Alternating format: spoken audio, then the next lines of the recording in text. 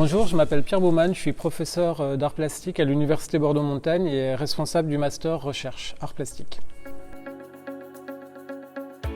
J'ai connu Waller en 2017-2018, donc avant la crise, et je cherchais en fait un réseau social qui pouvait être une alternative intéressante à Facebook, avec des données sauvegardées, implantées en France, et un réseau fermé, sécurisé, de qualité.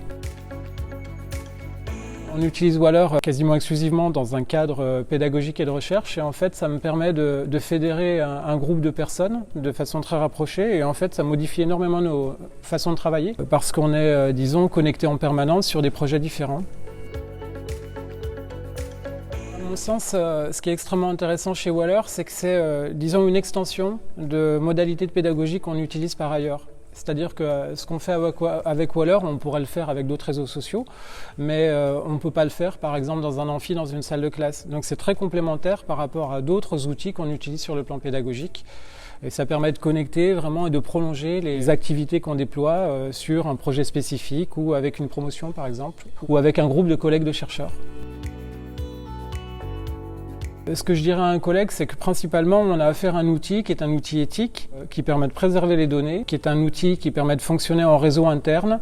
Il n'y a pas de publicité, qui propose aussi finalement des outils de travail assez variés. Ça va du chat à l'échange en passant par le stockage de données. Donc c'est quelque chose qui est très opérationnel et qui est finalement aussi très ergonomique et très intuitif pour des gens de ma génération qui ne sont pas forcément des geeks, quoi. Quand j'ai commencé sur Waller, c'était très empirique et c'est venu de cette nécessité. Au départ, j'ai contacté l'équipe Waller. Moi, j'avais créé un compte, mais qui est resté en dormance pendant longtemps. Et en fait, très vite, quand j'ai contacté l'équipe, qui est très réactive, il y a le chat. Et en fait, Thomas m'a appelé, m'a dit, si vous voulez, vous expérimentez avec vos étudiants. Donc, on l'a fait. Et en fait, les échanges se sont faits très naturellement comme ça. On a fait des points annuellement, on fait un point sur comment ça se passe, qu'est-ce qu'il y aurait à développer, etc. C'est aussi ça qui me semble intéressant, j'en parlais tout à l'heure, c'est cette espèce de proximité, caractère humain à l'échelle de l'entreprise. Et donc après, moi, l'apprentissage, je suis absolument pas quelqu'un de, disons, un technicien. Donc les outils sont faciles à appréhender et on est guidé tout de suite, quoi. Éthique, collaboratif et créatif. Le fil de discussion, principalement, et ensuite, surtout, le stockage de données. On a plusieurs sphères, et en fait, chaque sphère, en général, est dédiée à un espace de travail particulier, soit un projet spécifique, soit une promotion, principalement.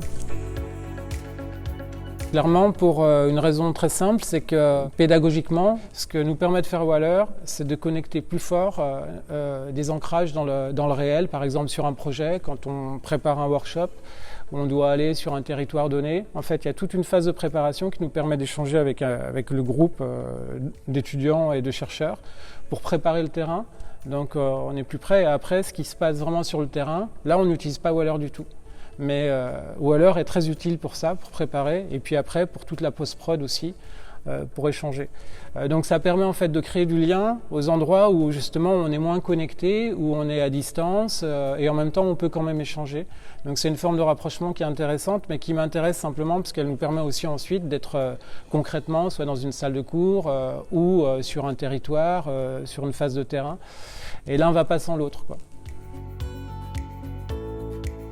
Ça dépend des périodes. Quand on travaille sur des projets spécifiques, parce que dans le cadre de la formation que j'y pense, qui est très ancrée dans la recherche aussi, parfois on travaille sur, je le disais, sur un projet de workshop par exemple, dans ce cas-là, sur une sphère, ou un projet éditorial, dans ce cas-là, cette sphère, on travaille tout le temps dessus.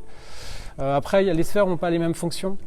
Ça c'est intéressant aussi dans le mode d'usage, c'est qu'au départ, disons que l'habitacle est le même, mais en fait on en fait des choses différentes et on a une sphère qui est dédiée à l'information, à la diffusion de l'information pour les appels à projets, les jobs, des informations très factuelles parfois, qui s'adressent à tous les étudiants. Et puis par ailleurs, parfois on a des sphères très ponctuelles avec 6 ou 10 étudiants, quelques chercheurs, donc l'usage est très différent.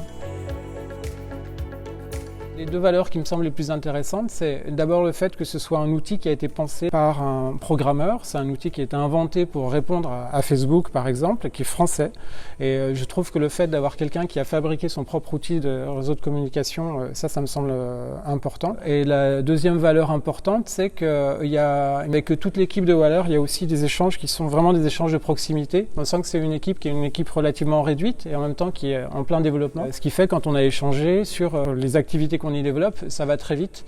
Et en plus, on peut faire évoluer cet outil. C'est-à-dire que si on constate qu'il y a quelque chose qui ne va pas bien, on sait qu'on a dû répondre. On voit Waller évoluer depuis 2017-2018. Il y a des choses qui sont encore perfectibles, mais c'est un outil qui est très organique et très vivant, et ça, c'est très agréable.